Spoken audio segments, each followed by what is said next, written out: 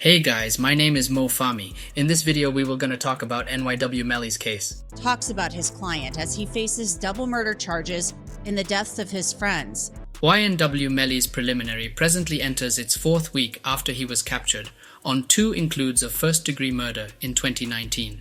The rapper has argued not blameworthy to the charges against him and has been blamed for disregarding one of the casualties' mom during a court appearance, as per NBC Miami. Melly, whose genuine name is Jamel Maurice Evil Presences, is being addressed by his legal counselor David Howard. Hitchie announced that he conveyed his contention on Monday the 12th of June, referring to the state's examination concerning the situation as awkward and fragmented. Examiners say the shooting occurred as pack activity, yet the protection lawyers say the intention needs believability, as the people in question and Melly were dear companions.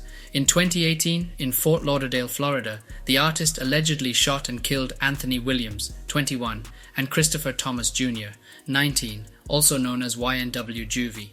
The choice cycle for the 12-man jury required just shy of 2 months, which has been 4 years really taking shape. Police said that Melly, presently 24, lethally shot his companions and afterward organized the crime location to seem as though a hit-and-run assault. Around then, the 19-year-old had started partaking in his profession, in any event, working together with Kanye West on the Melody blended characters. Melly is well known for his Melody murder at the forefront of my thoughts. So is Melly in prison now. What is Florida's standard on capital punishment? What has his legal counselor expressed up to this point? And what did he truly do in court? This is the very thing that you really want to be aware. What has been going on with YNW Melly? After being arrested on the 13th of February 2019 for 2 counts of first-degree murder, rapper YNW Melly's trial began on June 12th. In the first part of the day of the 26th of October 2018, a co-litigant and friend, Cortland Henry, hurried into Remembrance Clinic Miramar's trauma center, telling clinical staff 2 men were shot inside his 2018 Jeep Compass, as per court records, as per the Miami Messenger. A Miramar police officer found 19-year-old Thomas Jr. with gunshot wounds to the back and head in the right rear passenger seat, while Williams, also known as YNW Sackchaser, was found in the front passenger seat with gunshot wounds to his head and torso. In relating their whereabouts, Henry said the triplet had left the New Time Keep studio in Post Lauderdale when a vehicle pulled up close to them on Miramar Expressway and started shooting. But a witness later told police that he was at the recording studio that night with Henry, Thomas, Williams, and Melly. According to court records and the Miami Herald, surveillance video showed all 4 men in the Jeep as well as a single .40 caliber shell hidden in a white plastic bag in the left rear passenger seat where Melly was sitting. Since his capture, Melly has been in the Broward primary prison, notwithstanding endeavors to get delivered at the level of the coronavirus pandemic. Melly's safeguard lawyer's move for a legal blunder has been denied as the high-profile legal dispute proceeds. The principal week saw the indictment guarantee a slug packaging in the vehicle show that the 4 men were together and were shot dead from inside the vehicle. The next day took a gander at the compass of the Jeep where the men were killed, which prompted one wrongdoing examiner to surrender that she might have not changed her gloves while getting various containers of proof which could prompt a little hazard of cross-defilement. The Broward Sheriff's Office Crime Lab manager's testimony on identifying shell casings dominated Wednesday, but the prosecution failed to demonstrate that Melly shot the victims due to the absence of a gun. On Thursday the 15th of June, guard lawyers for Melly moved for a malfeasance after protection lawyer David Howard proclaimed there had been a biased disaster as he expresses a progression of inappropriate inquiries towards an observer and direct certification made by the indictment. Mariah Hamilton, Melly's ex-girlfriend, is the mother of the witness, Felicia Holmes. In comparison to her sworn deposition in December 2022, Holmes's statement from 2018 differs in important ways. She said in court that the state has ruined my life because she has been inundated with claims that the state has threatened to prosecute her and put her in jail if she doesn't cooperate. Judge John Murphy later excused the declaration of Holmes. Week 2. On Tuesday, June 20th, the idea of a mistrial was rejected. On Thursday, the 29th of June, examiners called upon Packmaster and covert investigator Danny Polo to investigate Melly's supposed connection with the G Sparkle Blood set. He stated that Melly does them very well and is familiar with all of G Shine's shine signs. The court was shown a number of messages and attachments that Melly's booking email contained, including the bylaws and oaths for G-Shine Bloods.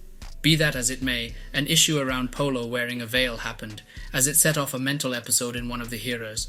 Polo wore a balaclava-style cover to disguise his character because of progressing demise dangers. A couple of months prior, Polo likewise affirmed during the preliminary of the 3 men sentenced for burglarizing and killing XXXTentacion, and wore a cover then. Polo will remove his mask for the remainder of his testimony, as ordered by the judge. On Thursday, the 22nd of June, a text discussion between Melly's mom and himself uncovered the rapper requested a Glock, as the guard guaranteed the number the state attached to Melly was shared by a few group. Week 3. Polo's testimony kicks off the 3rd week of the trial. After the prosecution obtained 123 text messages between members of the GBK gang, the rappers Young Thug, Boozy, French Montana, Jules Santana, and Quando Rondo were mentioned on June 27th. Analyst Polo said gangsters use rappers to acquire cash and notoriety, who consequently give support so they can get into specific scenes, as indicated by Complex. Later in the week, on the 29th of June, Sergeant Christopher Williams guaranteed that the slugs which killed the 2 casualties were not a consequence of a hit-and-run assault, and that the shooting had occurred from inside the vehicle. He said the points of the slugs entering the casualties' bodies were proof of that, which exposes Melly's cases that a hit-and-run assault caused the passings. On Friday the 30th of June, a Broward province judge excused the examiner's movement for a jury to see the jeep where Williams and Thomas Jr. were purportedly killed. The Safeguard Group said the solicitation was needless excess. The group contended that since the estimations and pictures of inside the vehicle were at that point raised during the preliminary, it wouldn't be vital so that a jury might see them once more. Week 4. Following 7 days in length break, in the court on Monday the 10th of July, an observer affirmed seeing Melly in various garments after the 2 were in a 12-hour recording at the New Period recording studios. The witness told Local10.com that he had fallen asleep when he heard his phone ringing and then saw Melly, who wasn't wearing the same clothes. In court, the prosecution played a video showing Melly filming himself trying to fit into a suitcase. Before turning himself in, he found this video on his phone, but the jury was not shown it. Florida's new capital punishment regulation. On the 20th of April 2023, Florida lead representative Ron DeSantis marked a bill into regulation which considers the inconvenience of capital punishment when the jury suggests passing by a vote of 8-4. Already, each of the 12 members of the jury needed to come to a consistent choice on whether capital punishment ought to be collected. On May 1st, DeSantis signed a bill that expands the state's use of the death penalty. This bill allows the death penalty to be used for certain sexual crimes against children and in cases where the victim does not die. This is in spite of the precedent set by the Supreme Court, which restricts the use of the death penalty to crimes in which the victim is deliberately killed, as stated by the American Bar Association. The 8-4 standard is also utilized in this law. The decision was made in response to public outrage regarding Nicholas Cruz, the Parkland school shooter who killed 17 people at Marjorie Stoneman Douglas High School in 2018 and escaped death in October 2022 thanks to a divided jury. Legitimate a fair outcome will be given in the province of Florida, DeSantis said at that point. However, Alabama is the only other state that permits split juries to recommend death sentences. This 8-4 split is the lowest threshold in the United States, and a 10-2 majority is required.